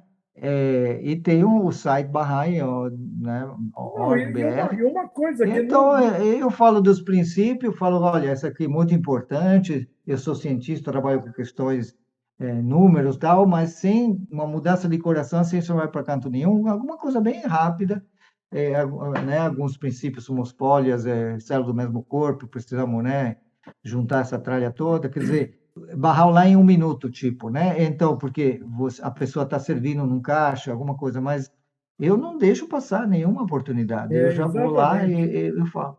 E às vezes, e às Bob vezes a Missler, Robert oportunidade. Missler. Robert Missler era isso, né? Ele fazia assim, né? No semáforo, o cara tá do outro lado, né? Carro a carro, assim, abre. Olha, esse é muito importante, tchau, bum. E Né? É isso. às vezes a oportunidade nem vem, a gente cria, porque às vezes Sim, e exato. outra, não está no nosso papel questionar, não está no no nossa posição de questionar se, será que aquela pessoa vai gostar, não vai? Não importa. O papel nosso é de transmitir. Mas eu queria voltar lá em Aquidauana, quando você citou Aquidauana, porque é interessante essa história que eu tive o privilégio de viver lá. Eu fui lá algumas vezes, né, no passado, mas teve uma das vezes que nós estávamos em Campo Grande e tinha atividade de ensino também aqui da UANA. Regina morava lá na época, e foi no período do Nauruz. E nós fizemos uma atividade grande de ensino, convidamos grande parte da cidade e íamos comemorar, celebrar o Nauruz, que é o Ano Novo Bahá'í, numa escola. O que nós íamos servir como parte social? Bom, eu ia dar uma palestra, depois da palestra, um momento lá de perguntas e respostas, e depois nós íamos servir bolo. um tal de pão de ló. Íamos servir pão de ló. E aí a comunidade se reuniu para a gente angariar, angariar fundos, né? Para comprar ovos, farinha, etc., para fazer o pão de ló. E uma senhora Bahá'í, que era boleira, fazia salgados e tal, se ofereceu para confeccionar o pão de ló de forma como contribuição dela. Muito bem. Eu lembro que foi mais de uma dúzia de ovos. Não sei quantos, porque o número de pessoas esperadas para essa celebração do Nauruz era em torno de 150 pessoas. Então, o pão de ló era para esse número de pessoas, porque eu não servi isso: pão de ló e refrigerante. E aí a Nossa Senhora, que eu não lembro o nome dela, ofereceu para fazer o pão de ló. Eu lembro que era uma tábua enorme que entrou na casa da senhora, que era até relativamente próxima à escola onde ela morava. E pronto, ele recebeu os ingredientes todos e passou um dia fazendo o bolo, fazendo esse pão de ló. Quando terminou de fazer, nossa, estava um pão de ló enorme, lindo. E aí, quando foi levar o pão de ló, já no comecinho da noite, para a escola, ia levar a pé. O pessoal segurando, eram 6 jovens, segurando aquela tábua enorme com o pão de ló. Quem disse que o pão de ló passava pela porta? A tábua era mais larga do que a porta. Porque aí ligaram para nós, na casa da Regina: Padinha, o pão de ló, o bolo não sai da casa da dona Maria lá. Aí falou: mas como não sai? Ele entrou. Ela falou: não, ele entrou, a tábua entrou de lado. A tábua não entrou reta. Entrou de lado, ninguém nem reparou. Colocou lá em cima de algum monte de bancos, então que faz o bolo, e faz um bolo, e põe o bolo, e depois recheia, e põe outro bolo, e recheia. Ficou aquele bolo enorme, ela cobriu de glacê. Pronto, agora o bolo não sai. Meu Deus, agora como é que vai ser? E o tempo passando, e quanto mais o tempo passava, mais nervoso todos nós ficávamos, né? Até que um lá teve a ideia: vamos tirar as telhas e vão sair com o bolo pelo telhado. Eu falei: como? Tem as grades da telha, né? Não tem como. Aí a casa da senhora era uma casa simples. A janela da cozinha era uma espécie de basculante, não era uma janela muito resistente. Aí um lá teve ideia de arrancar a janela fora. Arrancando a janela, arrancava mais alguns tijolos, o suficiente para a tábua do bolo sair. E foi isso que fizemos. Arrancamos a janela da casa da dona para o bolo sair. Do lado de fora, ficou os 6 jovens com uma bicicleta esperando o bolo, a tábua do bolo sair, para todo mundo segurar, e quase que o bolo caía. Mas colocaram em cima da bicicleta e tirou. Eu falei: gente, ninguém vai acreditar nessa história, porque eu tenho muitas histórias quase que inacreditáveis, sabe? Mas essa, eu falei, essa ninguém vai uma história. acreditar. Embora Não, Gilda estava essa história. presente, Pitita estava presente, toda essa gente está viva hoje, né? Aí o que eu fiz? Tirei uma foto. Tirei uma foto dos meninos com aquela tábua enorme com o bolo em cima da bicicleta, e eu tirei a foto e mandei para Osmar Mendes, para o Bahá'í Brasil. E foi publicado no Bahá'í Brasil. Quer dizer, em Aquidauana teve esse episódio. E para não ficar só nisso, Beleza. passado alguns anos, uma situação semelhante aconteceu na casa da mesma dona. Só que agora a janela era nova. Era outra janela, mais resistente. O que eles fizeram? Serraram o bolo no meio. Serraram o bolo com a tábua. Saiu metade, metade lá, emendaram as tábuas e comeram o bolo. Então, Vitor, aqui da Ana tem história, viu, meu amigo? Mas desculpa dar essa quebradinha, porque essa Você história está falando de coisa que acontece, né? Ele está falando de comida. Uma das comidas mais deliciosas é quando voltava para casa às 11 horas, lá em Sergipe. Eu estava dando aula, fazendo fala sobre a paz no mundo, né? Nas escolas à noite, era tempo integral. E eu voltava de ônibus bem tarde, na casa do Hassan e da Felora Sherafat, né? E eles deixavam sempre alguma coisa na geladeira para mim, né? E aí, essa vez, eu cheguei e tal, uma fome desgraçada, né? E nem enxergar, eu abri a geladeira, enfiei, esse aqui, eu mandei ver, né? E de manhã a Flora fala com a Fama, você deve saber a história, né? Você sabe? Ela fala, Hassan, cadê a comida dos cachorros? Ah, meu Deus! Ele está aqui, ó. Uma experiência, que ele está falando, experiência, assim, desafio, eu já contei esse do chefe indígena, uma outro desafio, quando a gente tinha que eleger 5, 6, 7 assembleias na Amazônia, andando, descendo e subindo o rio. Lembra que a gente tinha, no Risvan, tinha que eleger as assembleias uma atrás da outra, né? É, E lá tem uma característica que os meandros do rio, o rio não fica parado, ele muda de curso. Nessa comunidade não tinha mais ninguém, porque o rio tinha comido a comunidade. Quer dizer, não tinha mais as casas, só tinha umas 2 casas quebradas, tal. isso E na onde, mesma, Vitor? perto de, eram 6 comunidades ao longo do rio, antes dele virar Amazonas, Solimões? Os Solimões, perto de Tefé, né? E então eu um barco, motor de popa, né? Uma voadeira que chama lá, né? Com um Voadeira. carinha lá e que era a última pessoa que eu consegui, porque cheguei, era muito difícil chegar, tal. Aí peguei esse cara e nós mandamos lá rio abaixo para depois vir subindo o rio, né? E aí elegi 5 assembleias, dizia a última assembleia, uma delas não tava mais, não tinha mais ninguém, não tinha o que fazer. E na última, da última aldeia até a própria Tefé, era bastante longo e já estava escuro. Então, eu estava na frente do barco, deitado na frente do barco, para ver os tocos que estavam vindo no barco, para falar com o cara como desviar. E a gente andou assim horas. Mas teve um momento que um tronco entrou e quebrou a hélice. E nós ficamos no meio do rio, um breu total. Você não dava nem para distinguir o céu do rio, para você ter uma ideia. Só conseguia enxergar que na margem tinha uma margem mais escura, que era a mata da margem. E agora? Não tínhamos salva-vida, não tínhamos remo, o cara não tinha remo. Uma loucura. E a gente estava no meio do rio à deriva, assim. Então, o que? Panelas. Com as panelas do almoço, a gente foi na direção da margem. Quando, depois de muito esforço, a gente conseguiu na margem, eu tentei pegar na margem, O barranco? na vegetação. Eu peguei e larguei espinho, cara. Espinho.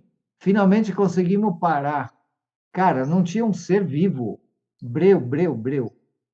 O problema lá não são tanto os animais quanto são as formigas, né? Porque você passa a noite aí, você pode ser comido vivo pelas formigas. E aí eu pensei, o que que vão fazer agora, né? Você vê, o cara totalmente despreparado, como que se pode ter um barco sem remo, cara? Mas era a realidade. Como se pode ter um barco sem salva-vidas, sem luz? Ainda bem que ele tinha um pino de segurança que a hélice quebra, mas a hélice não quebra, quebra o pino da hélice, né? Aí você É. pode colocar a hélice de volta e colocar um novo pino. Então ele tinha esse pino, mas não tinha como olhar, não tinha como ver, não tinha como fazer. Bom, e aí me deu um estalo, eu comecei a gritar: socorro! Nada. Socorro!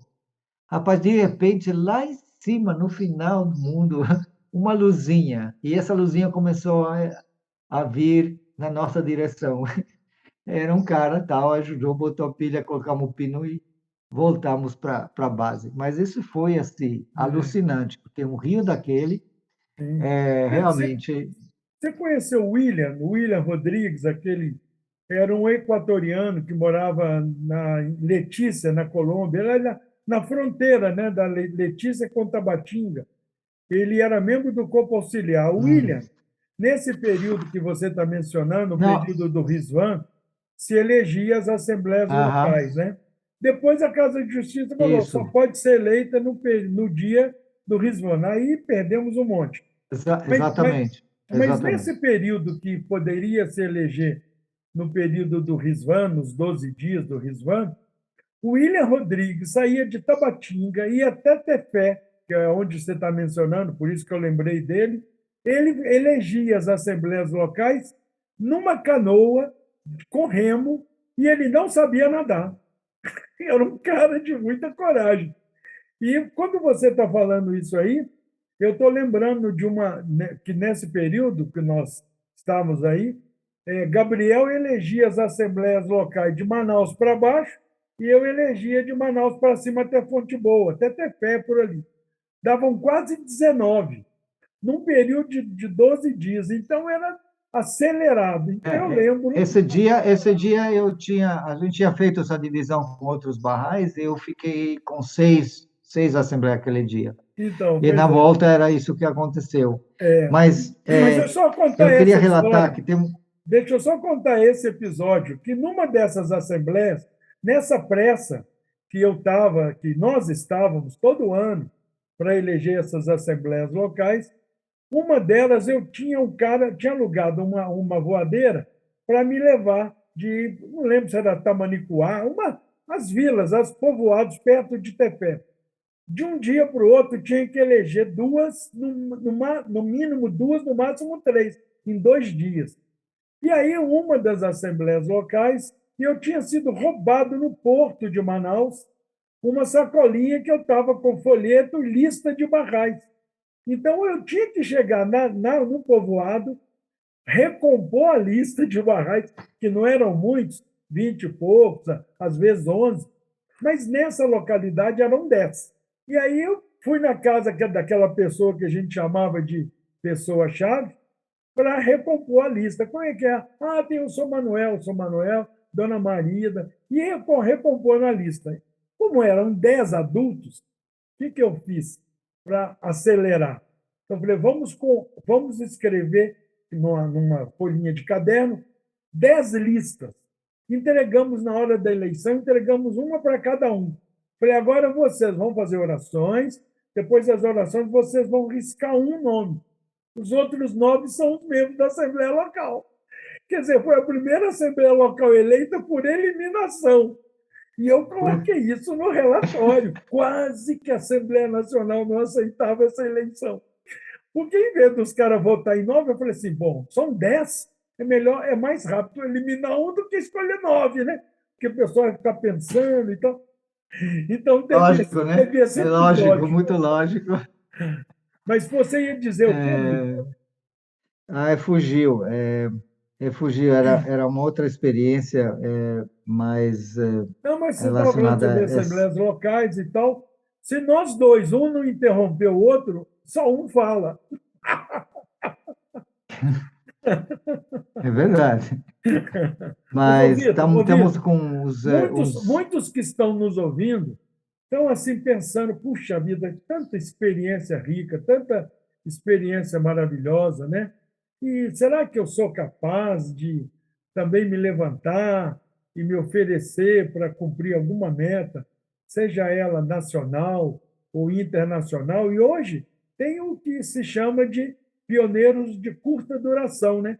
A pessoa se oferece para ficar de pioneira numa localidade 1 ou 2 anos e depois voltar para a sua terra e tal. E, às vezes, pioneiro até em vizinhança, né? Na mesma cidade tem um bairro, tem uma vizinhança que está tendo bastante atividades barrais, mas não tem nenhum barrai assim mais experiente morando lá. E essa pessoa pode sair da sua cidade, da sua casa, alugar a sua casa e alugar uma outra naquela vizinhança por um período aí de 2 anos e ajudar a levantar pessoas para dar continuidade ao trabalho de ensino, né? Você tem algum recado que você poderia dar para esse amigo, essa amiga? Porque às vezes a pessoa Bom, fala, ah, eu não sou eu capaz. posso, além de uma certa preparação para realmente ser um bom tutor, porque é o instituto que realmente hoje traz essa força da compreensão da realidade da vida e, através disso, a declaração da pessoa assume uma proporção digamos, uma condição muito mais concreta, estável, né? Que já traz uma consolidação de base a partir do instituto, a partir, né, da beleza do instituto. Então, além de ter uma compreensão dessas duas responsabilidades, né, de desenvolver qualidades, de servir, né, e construir comunidades radiantes. Além disso, em termos de processo, entender este mecanismo, essa que cada, né, dependendo da situação, cada condicionantes local, né, que seja criança, pré-jovem, outro, esse as atividades básicas sendo portais, né, para a entrada de pessoas na causa, então a importância do instituto. Além disso, uma coisa que realmente tenho observado na minha vida particular e nas comunidades é o poder da oração. O poder da oração, quando a gente estava fazendo os grupos nos Estados Unidos, estava lá vivendo, né, morando, trabalhando, aliás, no Centro Nacional, os americanos são muito interessantes porque eles fazem estatísticas, né? Eles verificaram que os grupos, que na sede nacional tinha, sei, 20 ou mais grupos de amigos que iam ensinar em várias áreas, né? Eles descobriram que se eles faziam mais orações no início da atividade, os resultados eram muito maiores. É a estatística mesmo. Então, a oração, de fato, ela prepara o caminho, ela pavimenta realmente o caminho, ela abre aquela força espiritual, vai realmente movimentando aquelas almas naquele local. Então, a oração, você não precisa estar no local, você pode pensar no local e pedir realmente com força, com suplicar que realmente aquelas almas certas possam surgir, ou que você identifique, que elas venham até você, mas que de alguma forma elas se manifestem e você consiga identificá-las, né? Então, é uma questão de tanto nós temos um bom radar para isso, quanto as pessoas terem um bom radar em relação a nós e perceber algo de diferente. Quando estava viajando com a Kombi, isso foi em Teresina, e a gente estava conversando na praça, uma senhora falou: eu sonhei com vocês, sonhei que era eu e o Pejman, Pejman, irmão do Feize. Ele tinha 12 anos na época. E a gente estava viajando nós dois, e indo para essa cidade e tal, e com essa Kombi, a exposição e tudo. Ela falou: eu sonhei que tinha dois gigantes que vinham na praça para trazer luz para nós. Isso é muito comum, né? Esse tipo de sonho das pessoas. Quando estava em Porto Feliz, e eu estava projetando algumas slides do templo de Wilmette, slides que eu tinha tirado as fotos, né? Uma pessoa que estava no meio era o pedreiro, ele começou a se mexer, eu tive que parar. Aí eu falei: mas, seu João, o que está acontecendo? Outro João, né? Sim. O que está acontecendo? Ele disse: eu sonhei com esse lugar. Eu sonhei que esse lugar estava dentro de uma grande guerra e todo mundo estava entrando nesse lugar, tanto que ele estava totalmente cheio. E aí fechou, e todo mundo que estava para fora foi destruído, todo mundo que estava dentro foi salvo. Coisa, né? Que coisa. E E, Pejma, que e você ele mencionou, também, Pejma e Pejma Milani. como? O Pejma, que você falou, Pejma, irmã do Feize, são Milani, Isso, exato. sobrenome Milani. Milani, Filho Pejman do Milani, Sorrazi e exato. da Dona Guite. Isso, exatamente. Então, assim, na nossa vida particular, a gente tem todo tipo de sonho, lógico, a do Barra É. fala aqui, né? Tem vários tipos e tal. Mas, realmente, a gente percebe que o poder da oração, a força da oração é extraordinária. Então, você Ela sugere que muda. os amigos orem pedindo inspiração a Deus quando tivesse esse desejo, né, Vitor?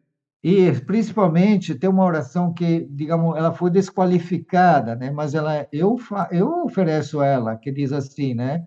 Ó Deus, refresque e Ó alegra Deus, meu espírito. abre tua porta, provei os Deus meios, me... prepara, torna seguro o caminho, para que sejamos guiados, aquelas almas com os corações te preparas para a tua causa, e que ela seja guiada até nós, né? Então, essa oração, inicialmente era entendida como uma oração de Abdu'l-Bahá, depois não foi confirmado. Mas eu ofereço ela, ofereço a Abdu'l-Bahá e falo com ele, olha, é isso que o meu intuito é encontrar essas pessoas. Eu vou lá para isso. Inclusive agora, né, quando vou mudar daqui onde estou para onde vou, eu vou ser pioneiro lá. Eu vou ser pioneiro, porque é outro município, Vai ser né? pioneiro outra vez. É outra vez. Muito bom, Vitor. A Então, gente não pode deixar de mencionar sua família. Você já é avô, Vitor? eu tenho três filhos, né? Uma mora em Açuiane, que mora em Santos, e casada Fala, com um fala o nome neto. delas, porque aí fica registrado para a posteridade. Suiane. Suiane significa flor do campo, é o nome indígena Funiô. A Suiane é a filha também da Marilene e Cícero, que é um casal, ambos barrais, infelizmente separaram, mas uma filha deles, que eu me apaixonei, que ela tinha 4 anos, era extraordinária, chamava Suiane. E aí a gente chamou Suiane a minha filha, né? A outra filha chama Temily, que significa paz, e que também tem um quadro que eu recebi na Austrália de uma artista Bahá'í que fez um desenho, uma pintura de duas crianças, assim, são realmente bebês, um branco e um preto que estão brincando, e o branco chama Temily, que significa paz em Swahili, né? E o terceiro filho, a Suiane é casada, a Temi não é casada, o terceiro filho, Naim, que mora em São Paulo, né? Está terminando o doutorado em física, e os três, assim, se identificam com a fé, né? São muito especiais. E foi resultado de um casamento de 32 anos com a Sônia de Souza Elias, né, que é membro conselheiro em Campo Grande agora e que está fazendo um trabalho extraordinário, muito bonito. Mas realmente esse casamento deu esses frutos maravilhosos. Infelizmente, é, a vida levou a outros rumos. Mas assim, é impressionante como os filhos são também parte da nossa projeção. No caso, a Suiane trabalha com psicologia, que adoro psicologia. A Temily é artista plástico, ela faz vídeos, filmes, ela ganhou alguns prêmios, ela desenha muito bem, eu gosto de desenhar, gosto dessa área, né? E o Naim faz física quântica, que é algo que eu também gosto muito, mas eu não tenho competência, não dá para ter competência em todas as áreas, né? Mas os três, na verdade, desenvolveram áreas que são muito no meu coração, então é muito interessante ver essa, essa diversidade, né? E que está ligada a um espírito meu, né? Que está ligado ao que eu gosto também, é maravilhoso. Isso é É ótimo, isso porque aí. quando você encontra com os Então, nós filhos, temos mais uns 7 minutinhos, né? não, não tem minutinhos aqui não, Vitor. Nossa conversa fica tranquilo. Eu tô sabendo do seu tempo, então fica tranquilo. Eu estou dizendo que quando você encontra Não, o com meu problema é que eu tenho uma reunião daqui a 7 minutos, a qual eu tenho que participar, porque envolve decisões que envolvem muita gente. Então, daqui a 7 minutos, eu preciso ir. tá bom, mas é porque E você tinha aí, me estou dado, vendo aqui. é porque você tinha me dado um outro tempo, né? Mas está tudo bem. Se você só tem esse Não, não, tempo, eu falei das 13 às 15, das 13 às 15, falei. 2 horas. das 13 às 15. Nós começamos no meu horário aqui, nós vamos ter que cortar. Eu só quero lembrar para a É, gente porque você é encerrar, 14, das 14 às 16. Das 14 às 16, teu horário. tá certo?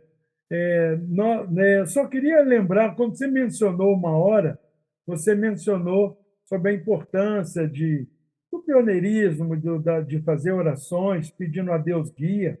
Eu me lembrei de um trecho de uma mensagem da Casa de Justiça, numa conferência aos conselheiros, no dia 30 de dezembro de 2021. É um trechinho que diz assim: a civilização de hoje, com toda a sua proeza material, vê-se deficiente e o veredito foi emitido pela pena suprema. Abre aspas. Acaso não sabeis que recolhemos aquilo que o povo possuía e desdobramos uma nova ordem em seu lugar? o estabelecimento da civilização divina é, nas palavras do guardião, a missão primordial da fé barrada.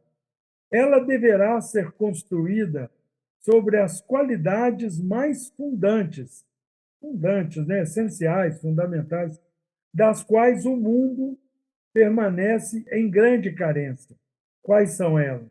Unidade, fidedignidade, apoio mútuo, colaboração, companheirismo, abnegação, comprometimento com a verdade, senso de responsabilidade, sede de aprendizagem, amor de um coração acolhedor. Então, é isso que o pioneiro hoje pode levar para todas as partes, até mesmo para a sua vizinhança, né?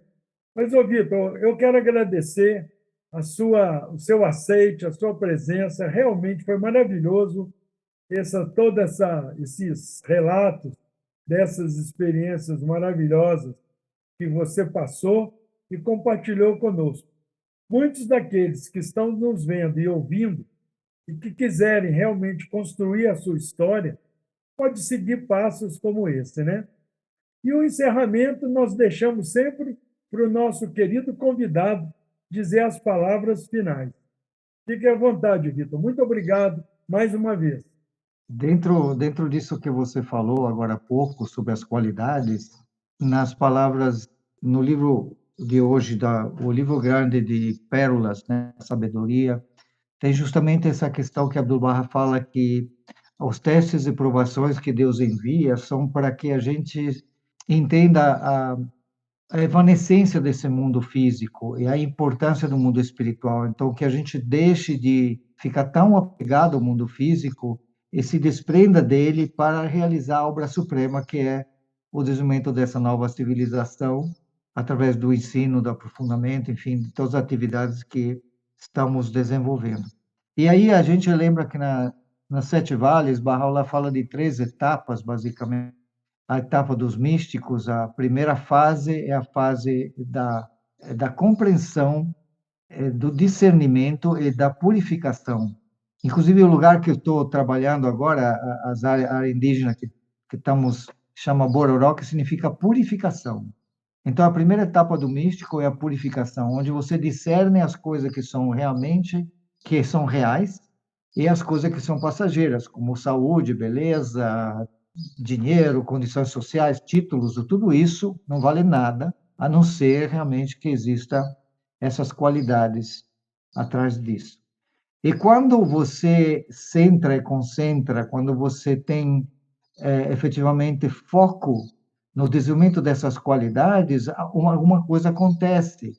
Você chega na segunda etapa, que é a etapa da confirmação, a etapa da inspiração. Você fica, as coisas estão acontecendo, pipocando toda hora ao teu redor, de uma forma tal que você percebe que você está no caminho certo. E Deus dizendo, sim, é por aí mesmo. Mas precisa realmente esclarecer e retirar qualquer impureza do coração, qualquer impureza das motivações. A motivação deve ser por puro amor a Deus.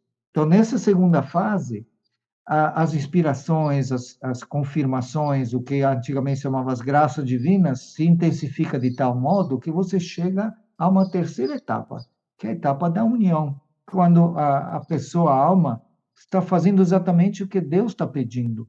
A alma se torna um instrumento divino, efetivamente. Essa é a mais alta aspiração do ser humano, é o mais alto nível, né, que a gente pode chegar.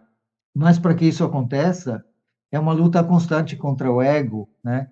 Contra os desejos, as paixões, as atrações do plano físico, né? Social. E quando você consegue realmente entender isso e se doar, sacudir a poeira, né, da sandália, como a Abdu'l-Bahá fala, que Cristo falava, né? Aí você chega a um nível de evanescência tal que a tua condição interior é apenas uma condição de louvor, de agradecimento, de um estado realmente elevado de gratidão. E o estado de gratidão, nas experiências que fizeram com as emoções, são as emoções que têm as vibrações mais elevadas, mais fortes, mais transformadoras. E nós somos todos transformadores, sendo constantemente transformados, né, pelo amor de Deus. Então, lembrando só que Abdu'l-Bahá fala que o amor é o fluxo do Espírito Santo no coração do homem. Ou seja, o amor não é gerado pela gente. E na medida que o coração se torna realmente puro, esse fluxo aumenta e é distribuído, né? Aquela oração, o Deus me faz um canal puro, um bambu oco pelo qual o lado do ego tenha sido soprado para que eu possa me tornar um canal puro, através do qual teu amor flua até os outros. Essa é realmente a oração que eu mais gosto, que realmente diz tudo o que tem que dizer, e que na medida que é o primeiro conselho, né? Possui um coração puro, bondoso, radiante. E para quê? Para que seja tua uma soberania. O que é essa soberania? É o autocontrole, né? O controle das nossas emoções, o controle dos nossos pensamentos, o controle das nossas ações, o controle da nossa vida em nossas mãos, né? Não ser mexido, não ser forçado a nada, a não ser que seja a vontade de Deus e que você identifique que essa é a vontade de Deus. Então, o pioneiro, o, a pessoa que se dedica à causa a tempo integral, qualquer que seja o período, realmente já tem que se armar com essa condição de pureza de coração. Não tem outra forma, não tem atalhos, né? Tem que se santificar, tem que se purificar, É. e esse é o caminho único. Não tem como transformar uma realidade que existe na nossa condição interior e que é um presente divino, né? Então, isso, o meu primeiro conselho é este, que Barrola fala, e não tem mais o que dizer.